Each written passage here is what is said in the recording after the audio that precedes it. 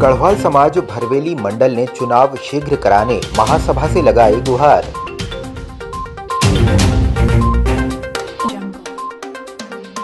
Restaurant में लगी आग, लाखों की हुई नुकसानी।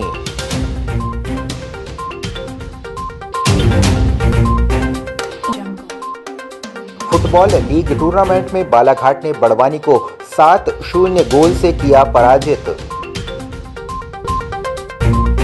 अखिल भारतीय गढ़वाल महासभा का गढ़वाल समाज का चुनाव करने पत्र जारी किया गया है, लेकिन अखिल भारतीय गढ़वाल समाज मंडल भरवेली द्वारा चुनाव नहीं कराया जा रहा है, जिससे मंडल का निर्वाचन शीघ्र कराने की मांग को लेकर भरवेली मंडल के सभी सदस्यों ने मंडल अध्यक्ष भरवेली को ज्ञापन सौंपते हुए मांग की है।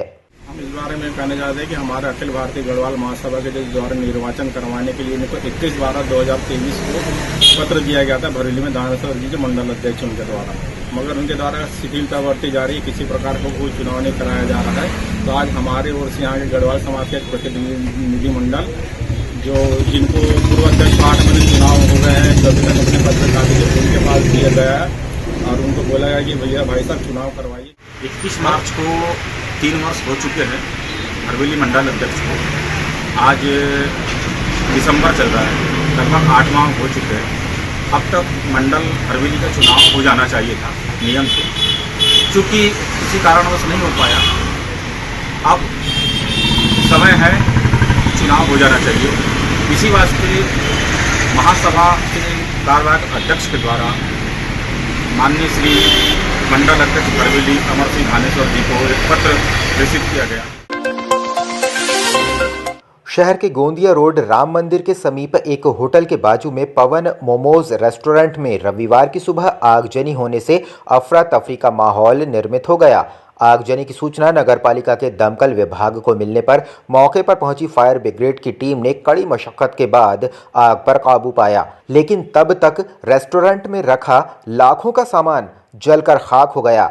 आगजनी का कारण स्पष्ट नहीं है, लेकिन शॉर्ट सर्किट होने के चलते आग लगने की संभावना जताई जा रही है।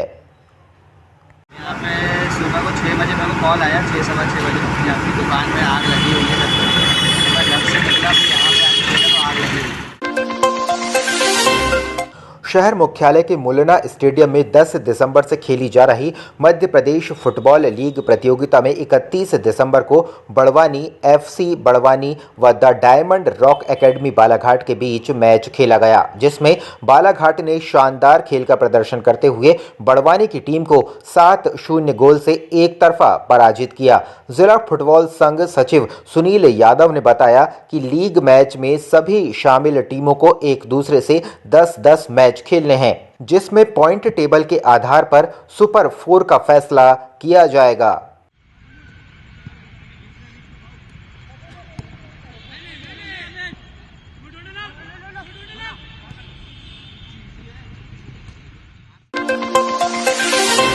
जिला पुरातत्व पर्यटन एवं संस्कृति परिषद अध्यक्ष व कलेक्टर डॉक्टर गिरीश कुमार मिश्रा और CEO DS रणदा के मार्गदर्शन में पुरातत्व पर्यटन क्षेत्र में कार्य किया जा रहा है। वहीं विभिन्न गतिविधियों का आयोजन भी किए जाते रहे हैं। इसी कड़ी में शहर के इतिहास एवं पुरातत्व शोध संग्रहालय में रविवार को बालाघाट नामकरण वर्षगांठ 128 उत्साह के साथ मनाई गई। डॉक्टर वीरेंद्र सिंह गहरवार ने बालाघाट नामकरण वर्षगांठ पर विस्तार पूर्वक बताते हुए कहा कि पुरातत्व संग्रहालय को आज विश्व में narrow gauge diesel engine bogie के कारण जाना जाता है।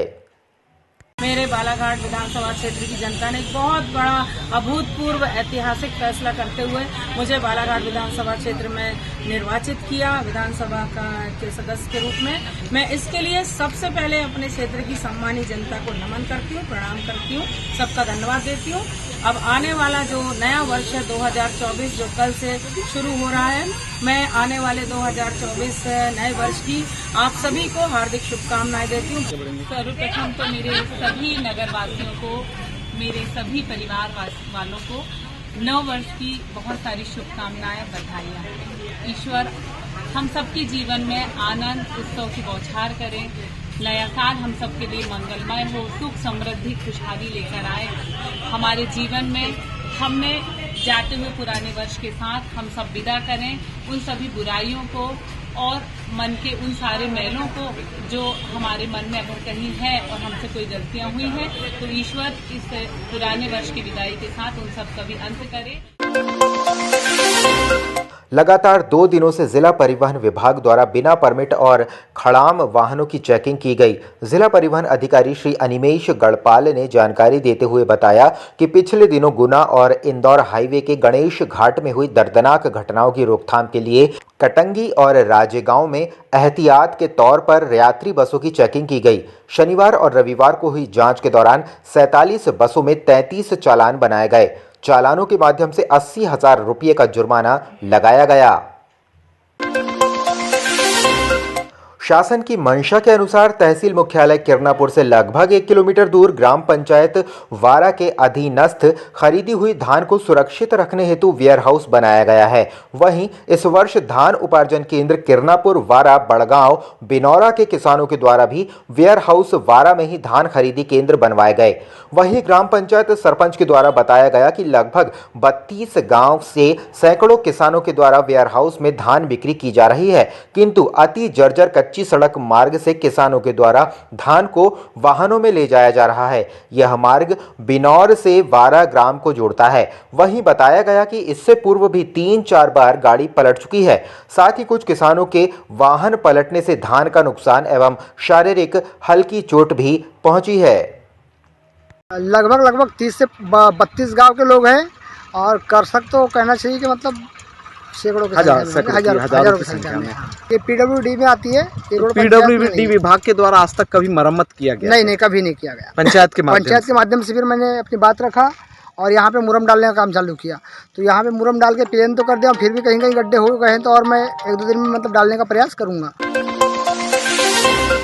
तहसील मुख्यालय में स्थित जनपद पंचायत किरनापुर के समस्त सरपंचों के द्वारा सरपंच संघ के माध्यम से लगातार महंगी हो रही रेत को लेकर अनुविभागीय अधिकारी राजस्व, तहसीलदार, मुख्य कार्यपालन अधिकारी, जनपद पंचायत एवं पुलिस थाना प्रभारी को ज्ञापन सौंपकर रेत रॉयल्टी कम करवाने की मांग की गई। वहीं सरपंच संघ के अध्यक्ष द्वारा बताया गया कि ग्राम पंचायत एवं आम जनता के द्वारा किया जा रहा आवास निर्माण का कार्य में रेती के उपयोग को लेकर रेत की दर लगभग रॉयल्टी 2500 रुपये ट्रॉली एवं परिवहन चार्ज लगभग 1000 रुपया ले लिया जाता है, जिससे प्रधानमंत्री आवास निर्माण कर रहे गरीब आदमी को भारी दिक्कतों का सामना करना पड़ता है। वहीं अब मकान बनाना भी आम आदमी की पहुंच से बाहर हो रहा है, जिसके कारण प्रधानमंत्री आवास ग्रामीण योजना के तहत बन रहे मकान में रेत का मूल्य अधिक होने के कारण आम गरीब आदमियों के मकान नहीं बन पा रहे हैं।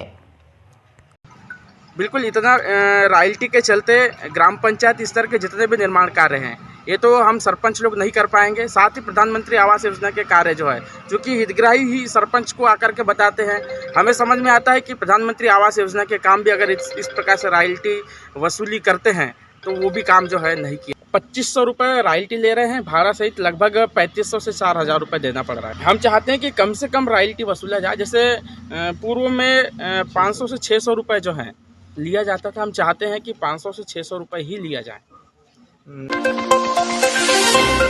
केंद्र सरकार द्वारा मोटर व्हीकल एक्ट में संशोधन कर ड्राइवरों के लिए एक नया कानून बनाया है, जिसमें भारतीय नागरिक सुरक्षा संहिता 2023 के तहत सड़क दुर्घटना होने और वाहन चालकों के मौके से भागने पर 10 साल की सजा और 5 लाख रुपये के जुर्माना का प्रावधान रखा गया है। इस कानून के पास होते ही बस, ट्रक, ट्रैक्टर सहित छोटे वाहन चलाने वाले चालकों में केंद्र सरकार के खिलाफ भारी आक्रोश है। पूरे देश में इस कानून का वाहन चालक व परिचालकों द्वारा विरोध किया जा रहा है। इस कानून के विरोध में जिले में भी वाहन चालकों द्वारा 1 जनवरी से वाहन खड़ा कर अनिश्चितकालीन हड़ताल की जा रही है।